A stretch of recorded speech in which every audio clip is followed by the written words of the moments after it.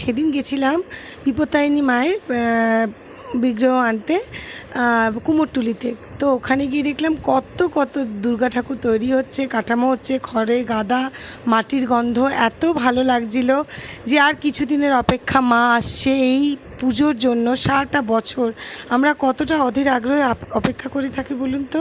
সারা বছর ধরে শুধু অপেক্ষা আর অপেক্ষা দুর্গা পুজোটার জন্য।